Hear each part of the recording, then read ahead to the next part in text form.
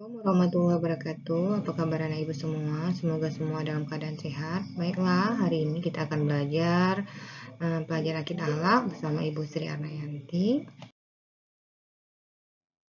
Sebelum belajar lebih lanjut, kita mulakan dulu pembelajaran hari ini dengan mengucapkan Bismillahirrahmanirrahim.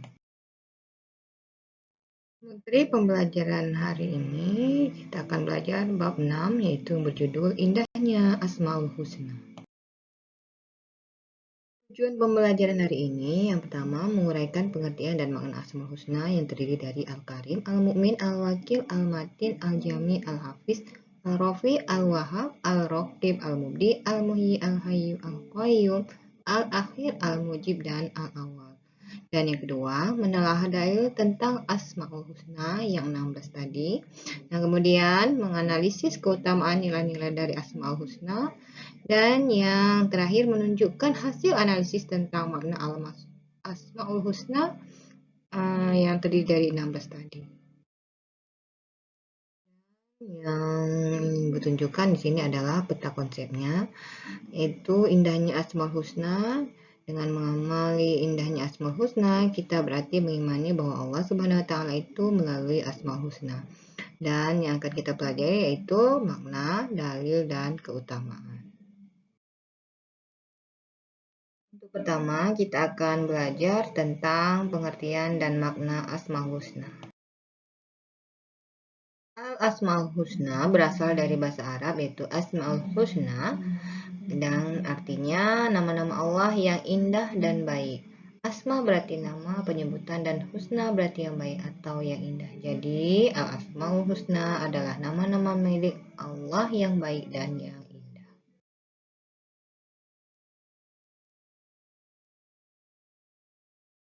Yang pertama, kita akan belajar tentang Al-Karim yang artinya yang maha mulia.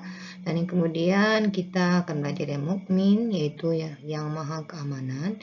Dan yang ketiga, kita akan belajar tentang Al-Wakil yang artinya yang maha mewakili, dan Al-Matin yang maha kukuh, dan Al-Jami artinya yang maha mengumpulkan, dan Al-Hafiz yang maha pemelihara.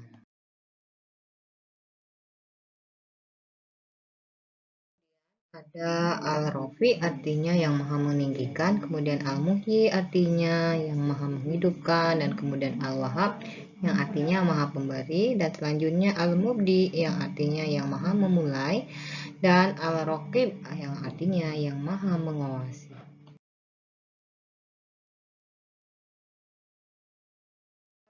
Qayyum yang maha berdiri, selanjutnya Al-Hayyu artinya yang maha hidup, kemudian ada Al-Akhir yang maha akhir, dan Al-Awwal artinya yang pertama, dan yang terakhir adalah Al-Mujib yang artinya yang maha mengabulkan doa. Selanjutnya kita akan belajar dalil Asmaul Husna.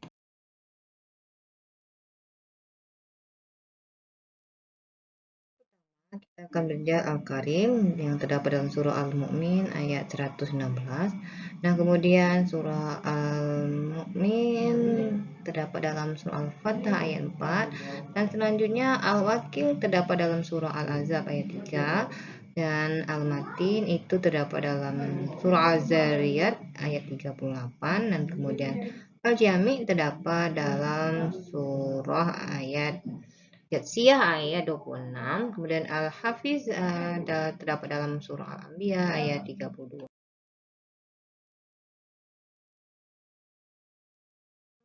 Terdapat dalam surah Al-Mujadilah ayat 11, Al-Muhyi terdapat dalam surah Al-Hajj ayat 66, kemudian Al-Wahhab terdapat dalam surah Syura ayat 49 dan 50, kemudian Al-Mubdi'u terdapat dalam surah Ar-Rum ayat 11, kemudian Ar-Raqib terdapat dalam surah Yunus 61.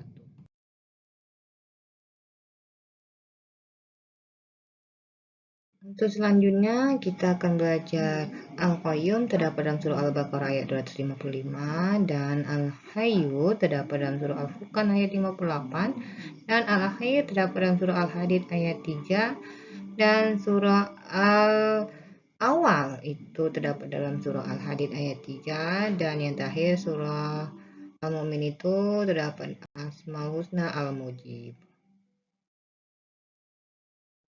Materi selanjutnya kita akan belajar tentang keutamaan nilai-nilai Asmaul Husna.